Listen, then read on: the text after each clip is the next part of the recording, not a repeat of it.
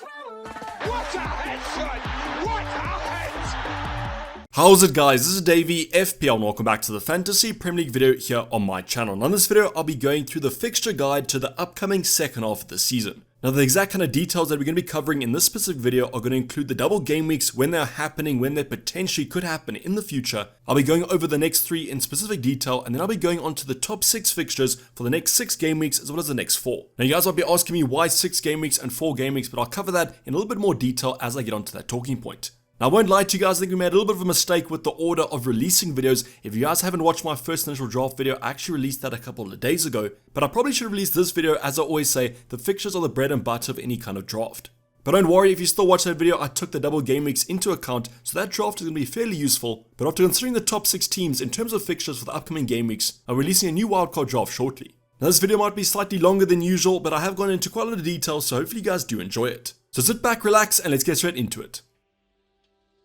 Now I might be giving you guys deja vu from the first initial wildcard draft that I released a couple of days ago, but I decided to go on that talking point as it covers the double game weeks. But don't worry, I'll be simply introducing the double game weeks with those kind of graphics on the last video, but then I'm going to be going into a lot more detail in terms of the kind of days between the games.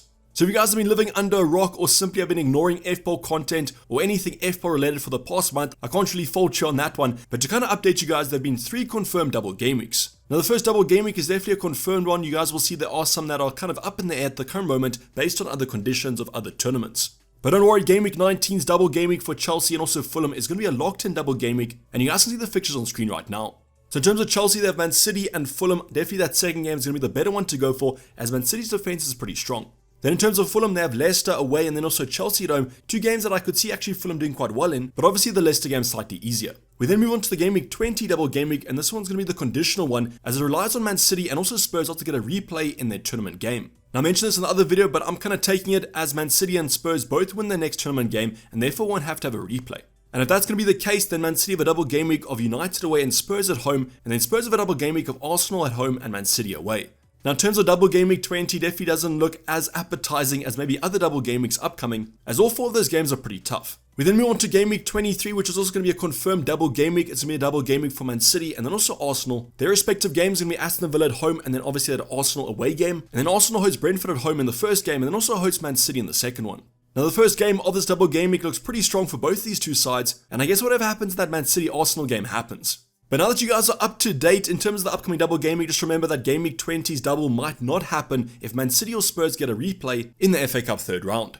But now let's take this kind of analysis one step further. I want to show you guys the kind of days between games and give you the context what happens before and after those respective doubles. So for example, let's go over the first double game week 19. Let's take the first team there, Chelsea. And as you guys will see on screen right now, I've got 4 fixtures. Now the fixtures in blue are going to be the fixtures that aren't happening in the Prem for game week 19. For example, the Nottingham Forest at home game is actually game week 18, whereas the Man City game is going to be happening in the FA Cup. So as you guys can see, Man City and Fulham are kind of either side of these respective game weeks and these respective tournaments, and there's not many days between them actually. Now in terms of the days between these fixtures, I haven't counted the day of the fixture, and therefore let's just for example say that Nottingham Forest is going to be the 1st of December and Man City's on the 4th of December. I'm counting that as 2 days between. So between game week 18 and game week 19, 3 days for Chelsea, then between Man City at home and Man City away 2 days, and the second game of double game week 19 comes 3 days after that FA Cup third round fixture. So what I wanted to illustrate here in terms of Chelsea is that please don't think that every Chelsea asset's going to be playing in double game week 19. That Man City away game looks pretty tough, and if I was Graham Potter, I'd probably rotate in the Fulham away game. Now I wanted to remind you guys that Chelsea lineup pre kind of the World Cup, Graham Potter was rotating quite heavily, and with only a few days between these fixtures, I'm expecting some heavy rotation as well. Now I do think kind of predicting the rotation in game week 19 is going to be key, and let's hope by the time we get into that game week 17 deadline, we have some more clarity on the lineup. Now Chelsea aren't the only team with a double game week. We then have Fulham. They have 2 days between their Southampton game week 18 fixture and then Leicester away. 3 days then follow before the whole game, and then they have Chelsea 4 days after that. Now I do think the schedule is slightly kinder to Fulham, but just remember with these newly promoted sides, their squads aren't as rich as I say at Chelsea, and therefore the rotation might not be actually that strong. Now I guess what this also comes down to is how seriously these managers do take the FA Cup third round. I think Chelsea will put out a pretty respective side against Man City away, but Fulham we might see some rotation.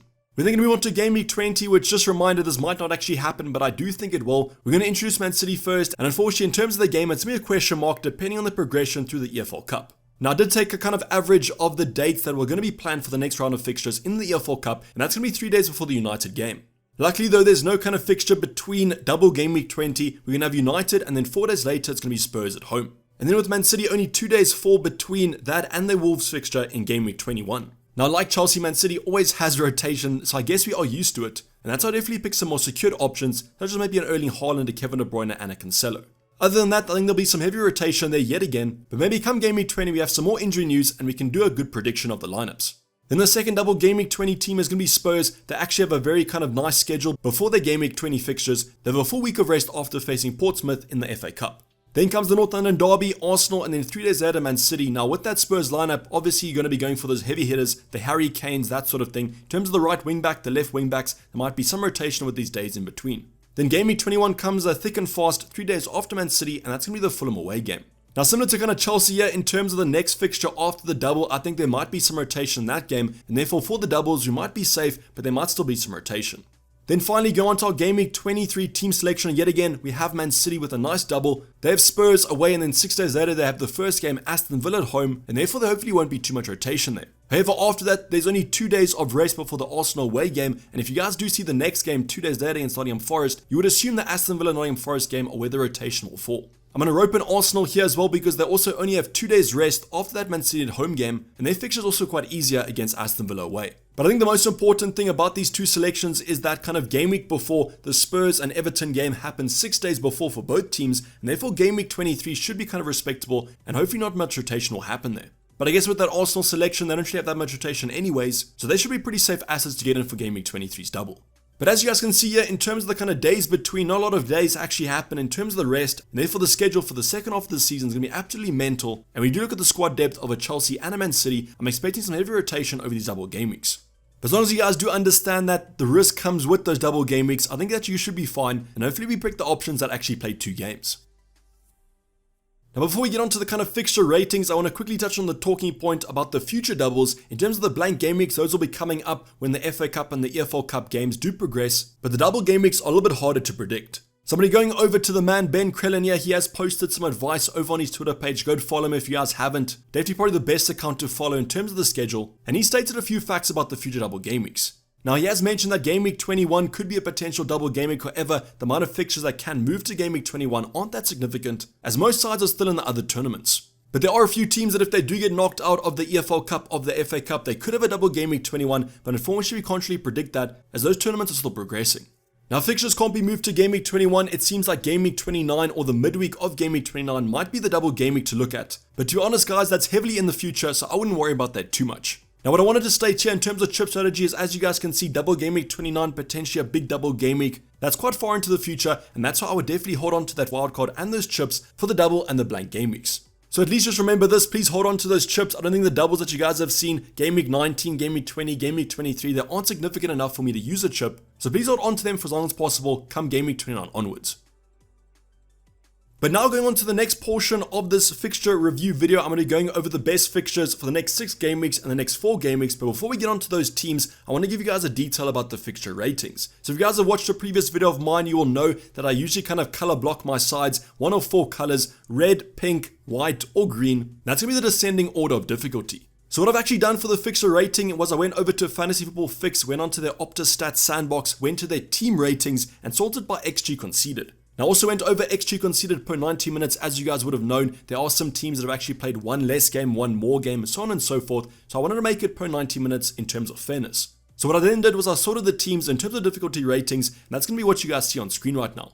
Now you guys might not agree with me, you might want to use actual clean sheets, actual goals conceded, 100% fine. Go over to Fix and use whatever stat you do, please. But in terms of XG conceded per 90 minutes and in terms of my ratings, these are going to be the difficulty ratings. So the first 2 teams I've depicted in red here, it's going to be Arsenal and Man City, the top 2 teams in terms of XG conceded, or the lowest XG conceded over the opening couple of game weeks. The reason I've gone for only the top 2 teams is then that allows me to kind of divide the next couple teams in terms of 6s. So in terms of the pink ratings, we've got Newcastle, Brighton, West Ham, Spurs, Wolves, and then finally United in the second grouping of difficulty. Then our white rated fixtures come in with Chelsea, Leicester, Aston Villa, Crystal Palace, Southampton, and finally Brentford. Then obviously the rest of the teams are going to be green. We do have some surprises in terms of the green fixtures. Liverpool, I mean, who would have thought that Liverpool would be such an easy fixture? Will they improve in the upcoming game weeks? Who kind of knows? But for right now, over the first half of the season, they were simply terrible. The other teams there are going to be the newly promoted sides, Bournemouth, Nottingham Forest, and then Fulham, and then Everton and Leeds have joined them after having bad starts to the season. So I just want to kind of put this out there for you guys to see what I'm actually rating my difficulties on, so you don't think I'm simply making them up, and they are based on stats. But what I want you guys to do is comment down below what your kind of fixture difficulty rating system is. Do you use XG, XG conceded? I want to see how you guys play the FPL game. Now the first segment of our top 6 fixtures is going to be the opening 6 game weeks, obviously from game week 17 onwards up till game week 22, and the reason for the 6 fixtures is because I simply like using this metric. If you guys have watched my previous videos, you'll know that I always go for this next 6 fixtures, but stay tuned to the next talking point for a more short-term view. Now these next 6 fixtures will include the next 2 doubles, game week 19 and game week 20, just falling short of game week 23, but I don't think that's the worst thing in the world as it is quite far in the future. Now in terms of the ranking system, I went over to yet again Fantasy Football Fix, went onto their fixture planner, but I also did kind of add my own spice to it.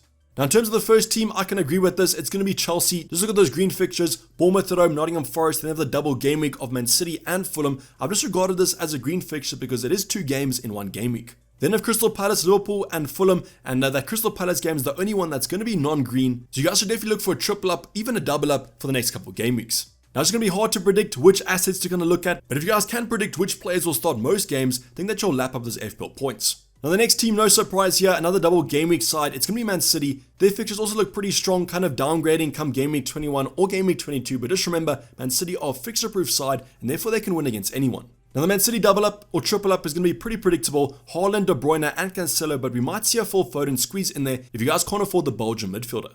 We then have a team that starts off pretty bad with Spurs at home and then West Ham away, but then improve as the game weeks go on. It's going to be those Brentford assets, and maybe even Ivan Toney, if you want to look at him, could be an asset.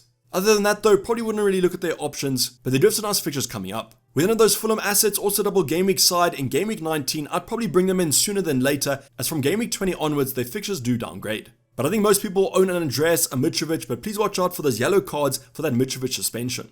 Next up, probably a surprise team here, Nottingham Forest, but they do have some nice fixtures coming up, especially towards the latter stage of the 6 game weeks, and therefore one of those cheap options could be a reliable asset. I can't really see myself bringing in too many of these assets, except for maybe a Neco Williams, but he'll probably remain on my bench for most game weeks. We then finally have another double game week side with those Spurs assets. Some hit or miss fixtures here, but I don't think a double game week 20 could be quite good for them, but their fixtures do look quite tough in it. But I guess either side of that, we have Brentford, Aston Villa and Crystal Palace, then after the double they have Fulham away, which look pretty strong. But I guess the only thing about Spurs is they do face Man City twice in 3 game weeks, which is never going to be a strong talking point. But yes, obviously there are other teams to potentially look at. There's going to be a ton of teams that have great fixtures. Some start off pretty strong, some end pretty strong, and that's why it was quite hard to pick the kind of 4th, 5th and 6th teams. But let me know in the comments down below what teams you guys are targeting and which team is going under the radar. But now taking a more short-term view, and the reason I've gone for this is that I think this details the next 2 double game weeks pretty well. We're going from game week 17 to game week 20, obviously the doubles in game week 19 and then also game week 20. The reason I've gone for this is that if you guys do want to kind of use an early wild card, no, it might not be an early wild card come game week 20, but in terms of the game week 17 onwards, this is pretty early, and I think that could be a viable strategy. Otherwise, if you guys just want to target kind of the short-term future, in terms of these doubles, I think this is the strategy to actually look at in terms of the next 4 fixtures. Now the top team has not changed here. We do have those Chelsea assets, and I mean, you guys can understand why. Bournemouth, Nottingham Forest, the double game week, then Crystal Palace at home. It's just so hard to predict who's going to start all of them. Now we have seen Reece James returning to training, but I can honestly not tell you that he's going to start all 4 of these game weeks, and that does worry me slightly. But other than that, it's going to be a complete kind of 50-50 on the attackers and the defenders, but I think you guys should go for at least 1 attacker and 1 defender. Then our Man City assets also remained at the 2nd spot. We have Leeds, Everton, Chelsea, and then the double game week. I think at least the double up is essential for any kind of FPL team. I mean, a double game week for Man City, if they're going to start both of them, could be an absolute massive haul. And that's why personally in my draft, as you guys would have seen, I've gone for a triple up. We then have Fulham with Crystal Palace away, Southampton at home, then the double game week. They do have Newcastle in game week 20, which isn't the best game, but I guess you want them for the next 3. Now, just a reminder here about those Mitrovic yellow cards. I think 1 more and he is suspended, so please watch out for that. Otherwise, just go for the cheaper Andreas.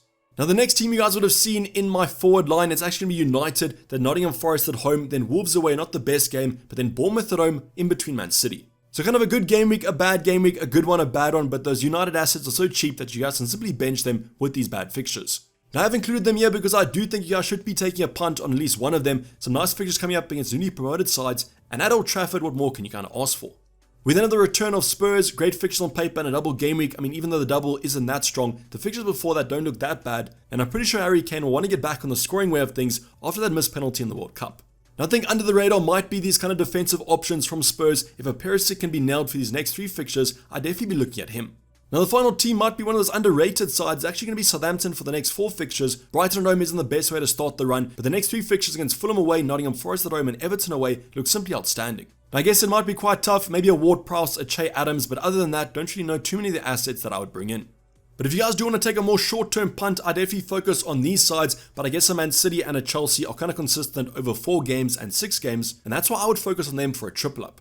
Now, what is interesting to see is the Spurs assets. You guys would have seen them in the 6 games as well. Could a Harry Kane be more of an essential option than most people do think? Is it worth kind of getting him as your 3rd premium, your 2nd premium over someone like a Salah or De Bruyne? I guess only time will tell over these next fixtures. But in terms of the kind of punt moves for the short term, United definitely have my eye, and maybe Fulham for those cheaper assets. But like for the next 6 games, for the next 4 games, let me know who you guys are targeting. What short-term punts are you guys looking to make on that wildcard?